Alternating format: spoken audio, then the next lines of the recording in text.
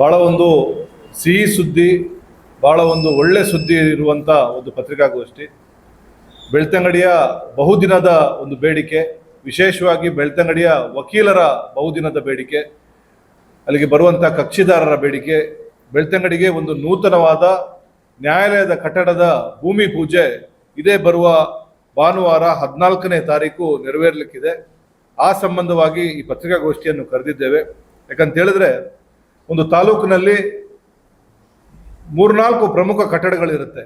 ಅದರಲ್ಲಿ ತಾಲೂಕಿನ ಕಚೇರಿ ಒಂದು, ನ್ಯಾಯಾಲಯದ ಕಚೇರಿ ಒಂದು, ಆಸ್ಪತ್ರೆ, ಈ ರೀತಿ ಪ್ರಮುಖ ಕಚೇರಿಯ ಒಂದು ದೊಡ್ಡ ಭೂಮಿ ಪೂಜೆಯನ್ನ, ಒಂದು ಐತಿಹಾಸಿಕವಾದ ಭೂಮಿ ಪೂಜೆಯನ್ನ ಮಾಡಲಿಕ್ಕಿದ್ದೇವೆ. ವಿಶೇಷತೆ ಏನು ಅಂತ ಹೇಳಿದ್ರೆ, ಈ ಒಂದು ನ್ಯಾಯಾಲಯದ ಕಟ್ಟಡ ಬರ್ಬೇಕಂತ ಹೇಳಿದ್ರೆ ಅದಕ್ಕೆ ಪತ್ರಕರ್ತರೇ ಕಾರಣ ಅಂತ ಹೇಳಲಿಕ್ಕೆ ನನಗೆ ಅತ್ಯಂತ ಸಂತೋಷ ಆಗ್ತಾ ಇದೆ.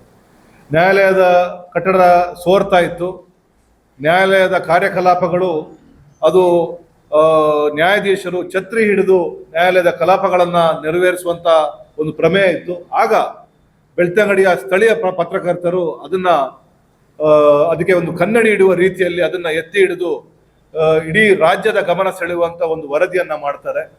ಈ ವರದಿ ಬಹಳ ಪ್ರಮುಖವಾದ ಕೆಲಸವನ್ನ ಮಾಡುತ್ತೆ. ಆ ಎಲ್ಲ ಪತ್ರಕರ್ತ ಮಿತ್ರರಿಗೆ, ಮಾಧ್ಯಮದವರಿಗೆ ನಾನು ಒಂದು ಅಭಿನಂದನೆಯನ್ನು ಹೇಳಲಿಕ್ಕೆ ಇಷ್ಟಪಡ್ತೇನೆ. ನೀವು ಮಾಡಿರುವಂಥ ವರದಿಯನ್ನ ನಾವು ಮಾನ್ಯ ಸಚಿವರಿಗೆ ತೋರಿಸಿ ಅವರ ಗಮನವನ್ನು ಸೆಳೆಯುವಂಥ ಕೆಲಸ ಮಾಡಿ ಇವತ್ತು ಈ ಭೂಮಿ ಪೂಜೆಗೆ ನೀವು ಕೂಡ ಒಂದು ಭಾಗಿಯಾಗಿದ್ದೀರಿ, ನೀವು ಕೂಡ ಅದರ ಒಂದು ಅಳಿಲು ಸೇವೆಯನ್ನ ಮಾಡಿದ್ದೀರಿ ಅಂತ ಹೇಳಲಿಕ್ಕೆ ಅತ್ಯಂತ ಸಂತೋಷ ಆಗ್ತಾ ಇದೆ. ತಾಲೂಕಿನಲ್ಲಿ ಪ್ರಮುಖವಾಗಿ ತಾಲೂಕು ಕಚೇರಿ, ಆ ತಾಲೂಕು ಕಚೇರಿ ಹಿಂದಿನ ಸಿದ್ದರಾಮಯ್ಯ ಸರ್ಕಾರ ಇರುವಾಗ ನಮ್ಮ ನೆಚ್ಚಿನ ನಾಯಕರಾದಂಥ ವಸಂತ ಬಂಗೇರವರ ಅವಧಿಯಲ್ಲಿ ಅದು ಘೋಷಣೆ ಆಗಿ ಅದನ್ನ ಉದ್ಘಾಟನೆ ಕೂಡ ಆ ಸಂದರ್ಭದಲ್ಲಿ ಆಯಿತು. ಇವತ್ತು ನ್ಯಾಯಾಲಯದ ಕಟ್ಟಡ ಕೂಡ ಸಿದ್ದರಾಮಯ್ಯನವರ ಹಳೆ ಸರ್ಕಾರ, ಸಿದ್ದರಾಮಯ್ಯನವರು ಮುಖ್ಯಮಂತ್ರಿ ಆಗಿದ್ದಾಗ ಅದನ್ನ ಘೋಷಣೆ ಮಾಡಿ ಇವತ್ತು ಅದ್ರ ಪೂಜೆ ಆಗ್ತಾ ಇದೆ. ನಮ್ಮ ಕಾಂಗ್ರೆಸ್ ಪಕ್ಷದ ಸರ್ಕಾರ ಇದೆ ಅನ್ನೋದು ನಮಗೆಲ್ಲರಿಗೂ ಹೆಮ್ಮೆ ವಿಚಾರ. ನಮ್ಮೆಲ್ಲರ ಅಳಿಲು ಸೇವೆ ಅದರಲ್ಲಿ ಇದೆ ಅನ್ನೋದು ಕೂಡ ನಮಗೆ ಒಂದು ಹೆಮ್ಮೆ ತರುವಂತ ವಿಚಾರ, ಒಂದು ಆತ್ಮತೃಪ್ತಿ ನಮಗೆ ಖಂಡಿತವಾಗ್ಲೂ ಇದೆ. ಈ ರೀತಿ ಪ್ರಮುಖ ಕಟ್ಟಡಗಳಲ್ಲಿ ಅಭಿವೃದ್ಧಿಯನ್ನ ಮುಂದಿಟ್ಕೊಂಡು ನಾವು ಈ ಒಂದು ಕೆಲಸಕ್ಕೆ ಕೈ ಹಾಕಿದ್ದೇವೆ. ವಿಶೇಷವಾಗಿ ಮಾನ್ಯ ವಸಂತ ಬಂಗೇರವರ ಅವಧಿಯಲ್ಲಿ ವಕೀಲರ ಭವನ ಕೂಡ ಅವರು ಅದಕ್ಕೆ 2,10,00,000 ರೂಪಾಯಿಯನ್ನ ತಂದು ಇವತ್ತು ಏನು ಸುಸಜ್ಜಿತವಾದ ವಕೀಲರ ಭವನ ಇದೆ, ಅದು ಕೂಡ ಸಿದ್ದರಾಮಯ್ಯನವರ ಅವಧಿ, ವಸಂತ ಬಂಗೇರವರು ಶಾಸಕರಾಗಿದ್ದಾಗ ಮಾಡಿದ್ದಾರೆ ಅನ್ನೋದು ಎಲ್ಲರಿಗೂ ಒಂದು ಹೆಮ್ಮೆಯ ವಿಚಾರ.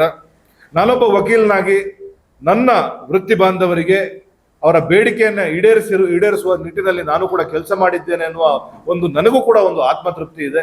ನಾನು ಚುನಾವಣೆ ಸಂದರ್ಭದಲ್ಲಿ ಅಲ್ಲಿಗೆ ಹೋದಾಗ ಒಂದು ಬೇಡಿಕೆಯನ್ನು ಇಟ್ಟಿದ್ರು.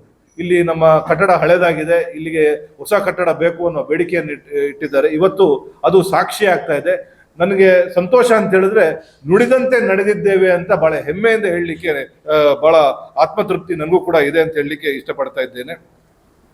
ಬೆಳ್ತಂಗಡಿಯ ಕೋರ್ಟ್ ಕಟ್ಟಡ ಅದು ಒಂದು ಐತಿಹಾಸಿಕ ಕಟ್ಟಡ. 1968ರಲ್ಲಿ ಆ ಕಟ್ಟಡ ಉದ್ಘಾಟನೆಗೊಂಡು ಕಾರ್ಯಕಲಾಪಗಳನ್ನು ಪ್ರಾರಂಭ ಮಾಡಿತು. ದೇಶದ ಮತ್ತು ರಾಜ್ಯದ ಗಮನ ಸೆಳೆಯುವಂತ ನ್ಯಾಯಾಲಯದ ಪ್ರಕರಣಗಳು ಈ ಕೋರ್ಟ್ನ ಅಂಗಳದಲ್ಲಿ ನಡೆದಿದೆ. ದೇಶದ ಮಾಧ್ಯಮದವರು, ರಾಜ್ಯದ ಮಾಧ್ಯಮದವರು ಹಲವಾರು ಕೇಸ್ಗಳನ್ನ, ಇಲ್ಲಿ ನಡೆದಿರುವಂತಹ ಕೇಸ್ಗಳನ್ನ ವರದಿ ಮಾಡಿದ್ದಾರೆ. ಬೇರೆ ಬೇರೆ ವ್ಯಕ್ತಿಗಳು ಈ ಕೋರ್ಟ್ಗೆ ಬಂದು ಸಾಕ್ಷಿ ಹೇಳೋದನ್ನ ನಾವು ನೋಡಿದ್ದೇವೆ. ಸುದೀರ್ಘವಾಗಿ 58 ವರ್ಷಗಳ ಕಾಲ ಈ ಕಟ್ಟಡ ಬೆಳ್ತಂಗಡಿಯ ಜನತೆಯ ಸೇವೆಯನ್ನ ಮಾಡಿದೆ. ಸರಿಸುಮಾರು 6 ದಶಕಗಳ ಕಾಲ ಈ ಕಟ್ಟಡ ಬೆಳ್ತಂಗಡಿಯ ಜನರ ಸೇವೆಯನ್ನ ಮಾಡಿದೆ. ಒಂದು ಗಟ್ಟಿಯಾದ ಕಲ್ಲಿನ ಕಟ್ಟಡ ಇತ್ತು. ಯಾಕೋ ಈ ನಮ್ಮ ಕರಾವಳಿಯ ಮಳೆ, ಇಲ್ಲಿಯ ವಾತಾವರಣಕ್ಕೆ ಸೋರಿಕೆ ಪ್ರಾರಂಭವಾಗಿ ಬಹಳಷ್ಟು ತೊಂದರೆಗಳಾಗ್ತಾ ಇತ್ತು. ಕಡತಗಳ ಮೇಲೆ ನೀರು ಬೀಳುವಂತ ಸಂದರ್ಭಗಳು, ರೆಕಾರ್ಡ್ ರೂಮ್ಗಳು ಹಾಳಾಗುವಂತ ಸಂದರ್ಭ, ನ್ಯಾಯಾಲಯದ ಕಲಾಪಗಳು ನಡೆಯುವಾಗ ಮಳೆ ನೀರಿನಿಂದ ಸೋರಿಕೆ ಆಗುವಂತ ಸಂದರ್ಭ, ಈ ರೀತಿ ಸಾಕಷ್ಟು ಸಮಸ್ಯೆಗಳು ಬಂದಾಗ ನಮಗೆ ಪ್ರಮುಖವಾಗಿ ಅಂದಿನ ವಕೀಲರ ಸಂಘದ ಅಧ್ಯಕ್ಷರಾದಂಥ ವಸಂತ ಮರಕಡರವ್ರನ್ನ ಈ ಸಂದರ್ಭದಲ್ಲಿ ನೆನೆಸ್ಕೊಳ್ಳಿಕ್ಕೆ ನಾನು ಇಷ್ಟಪಡ್ತಾ ಇದ್ದೇನೆ. ನವೀನ್ ಬಿಕೆ ಮತ್ತು ವಸಂತ ಮರಕಡರವರು ಈ ಬೇಡಿಕೆಯನ್ನ ಇಟ್ಟು ಸುದೀರ್ಘವಾಗಿ ಇದರ ಹಿಂದೆ ಕಡತಗಳನ್ನ ಮಂಡಿಸುವ ನಿಟ್ಟಿನಲ್ಲಿ ಅವರು ಕೆಲಸವನ್ನ ಮಾಡಿದ್ರು.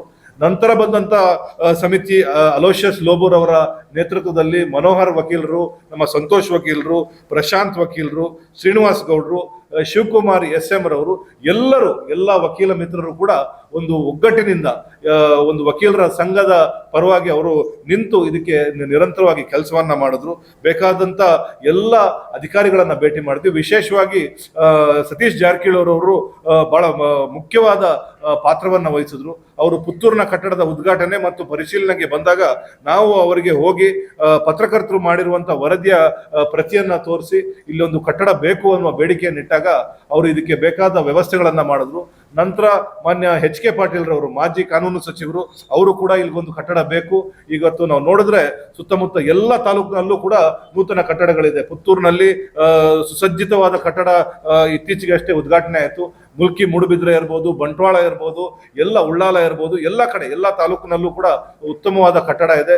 ಮಂಗಳೂರಿನಲ್ಲೂ ಕೂಡ ಸುಸಜ್ಜಿತವಾದ ವ್ಯವಸ್ಥೆ ಇದೆ. ಬೆಳ್ತಂಗಡಿ ಮಾತ್ರ ಈ ರೀತಿ ಕಟ್ಟಡ ನ್ಯಾಯಾಲಯದ ಕಟ್ಟಡ ಇತ್ತು. ಇದನ್ನ ಮನಗಂಡಂತ ಮಾನ್ಯ ಸರ್ಕಾರ ಇದನ್ನ 9 ಕೋಟಿ ರೂಪಾಯಿಯನ್ನ ಇದಕ್ಕೆ ಮಂಜೂರು ಮಾಡೋದ್ರಲ್ಲಿ ಯಶಸ್ವಿಯಾಗಿದೆ.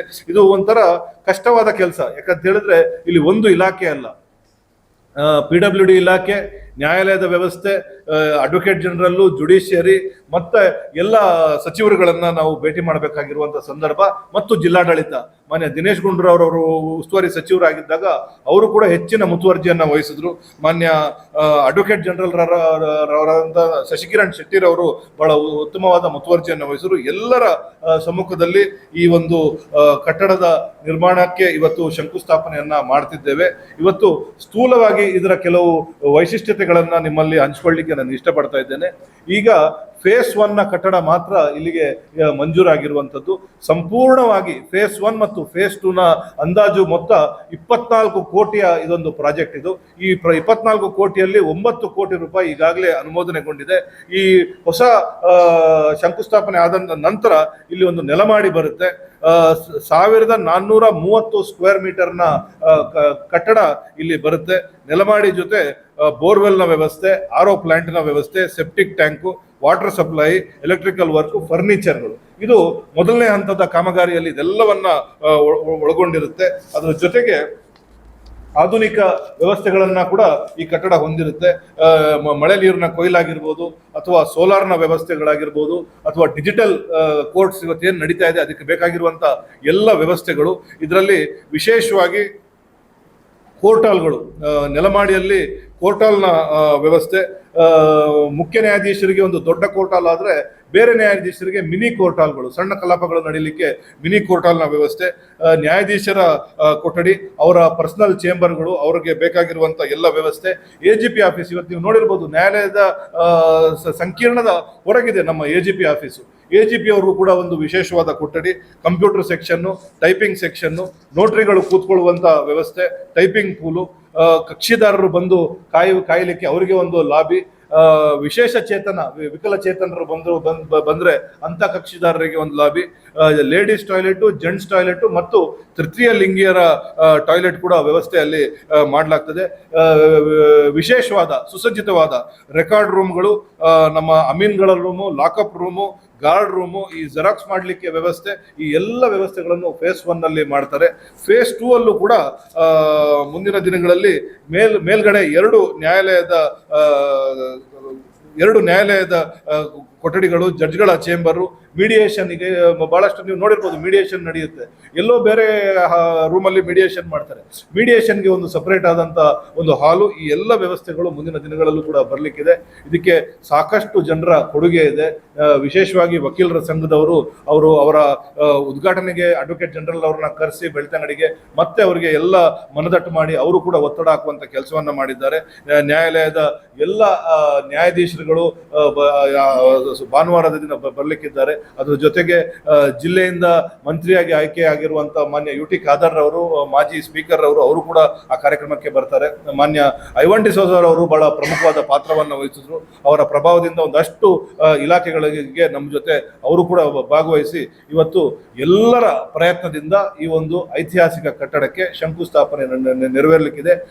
ತಾವು ಹೆಚ್ಚಿನ ಇದಕ್ಕೆ ಪ್ರಚಾರವನ್ನ ಕೊಟ್ಟು ಜನರಿಗೆ ಇದನ್ನ ತಿಳಿಸುವ ರೀತಿಯಲ್ಲಿ ನೀವು ಪ್ರಚಾರವನ್ನ ಕೊಡಬೇಕಾಗಿ ತಮ್ಮಲ್ಲಿ ಕೇಳ್ತಾ ನನ್ನ ವಿಚಾರಗಳನ್ನ ಮಂಡಿಸಿದ್ದಕ್ಕೆ ಎಲ್ಲರಿಗೂ ಧನ್ಯವಾದ ಹೇಳ್ತೇನೆ. ನಮಸ್ಕಾರ.